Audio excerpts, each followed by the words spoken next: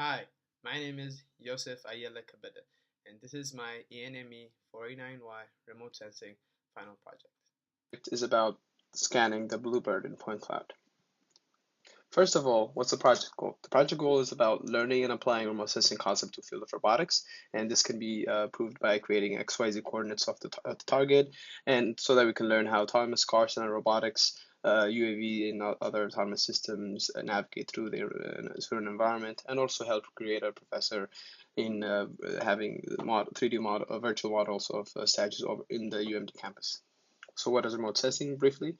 It's a science of obtaining information without direct physical contact and is applied in transportation, manufacturing, as is technologies in other research areas. It's classified as passive and active. Passive means sensing an object without self-generated radiation, for example, detecting objects through sunlight.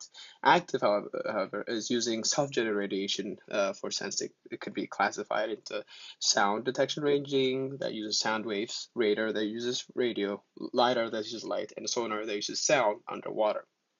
So since we're doing LiDAR for this project, let's study about LiDAR. LiDAR is about light detection ranging, as we said earlier. It uses electromagnetic waves oscillating at optical frequency for detection. So it consists of a laser, a transmitter, a telescope which orients the laser, and a detector that receives, and including a controller. So here examples are a Velodyne system shown on the left, and how LiDAR systems and other are incorporated in autonomous car simulations shown on the right. So after this data is collected, it's processed, and so it's understood in terms of digital image and videos, and this process is called computer vision. Computer vision recognizes and targets from collecting data using various techniques such as tracking, visual inspection, as seen in the image on the right, and that detects patterns and characteristics, and also the models object in 3D, and then other mechanisms as well. So how do remote sensing apply to this project? Well, as seen here in our project, as you're going to see, we're going to use a LiDAR sensing, which is an active type of remote sensing. And our sensing has a transmitter, which is our line laser, a detector, which is pi camera, a telescope that has, it's covered over the laser, and then an IMU, which we use a phone, and a data collection controller to the Raspberry Pi. So as you can see here, the setup looks kind of similar, and our target is a BlueBird statue, and we use the LiDAR equation, which kind of demonstrates that the range, the wavelengths of the light, the area of the target exposed, and all the other noises. So the target is the BlueBird, as you can see on the right. It's located by for Lot 1B in the Ludwig Field, the Performing Arts Center, and the Riggs Alumni Building.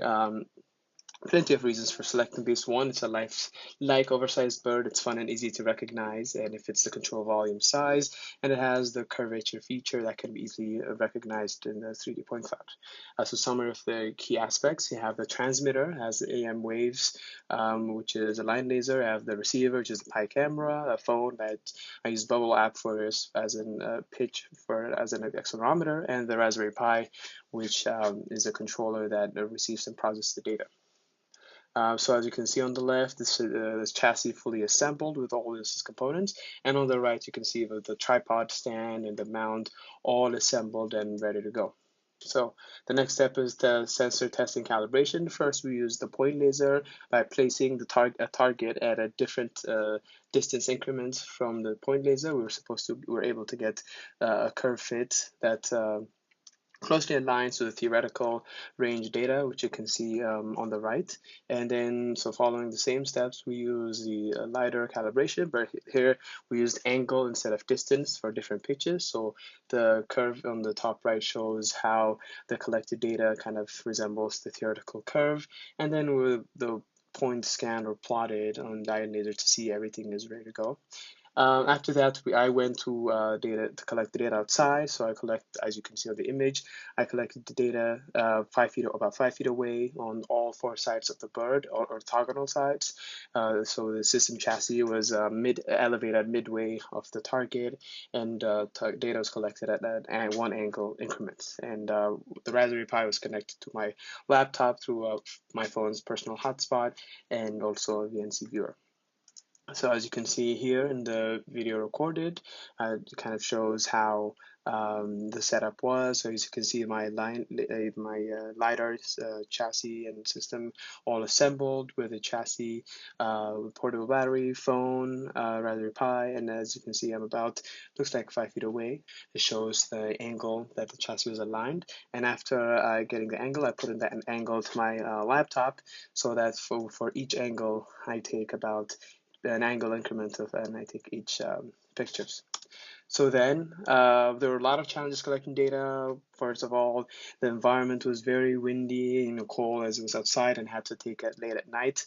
But even if I went at night to minimize the noise, there was still ambient lights, street lights, car lights, all moving around. There's a black paint on the by the bird on the statue, which was hard to take pictures and scan from. And also there was rough terrain that the bird statues put on. So my solution was I collected data in a clear, went to a clear day, took portable jet batteries, since my laptop battery died, technical issue, and also I collected made HSV masks for each groups of pictures that I compartmentalized depending on the ambient light. It was processed through by doing HSV mask and data generation. So first, it had to be masked so as to just filter out the line laser. So as you can see here, using a terminal and a color picker Python file. This is an example showing how each figure was independently masked to get the line laser from target. And after the HSV color bounds were determined, the data generation Python file was run. So this is the data generation Python file, and in the color bounds, for example, for the color, the picture that was masked was put into the upper and lower bounds, and after it was put in, without changing the curvature and all the other variables, it was as it was ran, each line that was scanned was plotted as an XYZ coordinate on each text file. So this is how the process was completed, and it kind of shows how Python plotting the first one side. Secondly, or the next process rather was as you can see each text file had its own XYZ coordinates, and it was imported in MATLAB, and after it was imported in MATLAB, it was kind of designated to its own independent arrays for each side that was scanned, and after that each of the arrays were filtered, and they were filtered, and after being filtered they kind of went through the translation. So in mapping, you can see the X, Y, and Z of each scan being adjusted in angle and kind of translated, and so that at the end a point cloud was generated. So this kind of code shows how the translation and kind of the pitching of the angle of each side was completed. So finally, this point cloud was obtained. As you can see, it kind of very much resembles what the bird is. He has the body, curvature body. You can see the beak there. You can see the stone that it was perched on, and you can see that it has the wings on the back and everything. So it's kind of clearly shows resembles the target. Finally, mesh lab was opened, and as you'll see here, after saving the text file of the completed point cloud, it was further refined in mesh lab, and the first of more points were filtered out, the normal was shown, and then after the reconstruction depth was formed, and it was kind of reiterated process back and forth, and later it was filtered in more and more, and then at the end, after the points or after the mesh was created, the mesh was finally shown in SolidWorks. So here's my touch on the final project where I kind of worked around the images, so I didn't have a tarp or anything, or didn't have a flower as some people used it, but I kind of classified the different groups of pictures into each of their compartments, kind of used HSV mask by their own. I padded the ground so that I have a stable, flat scan on each side, and at the end I 3D printed the point cloud, and so these are my final touches, and thank you, and this is my project.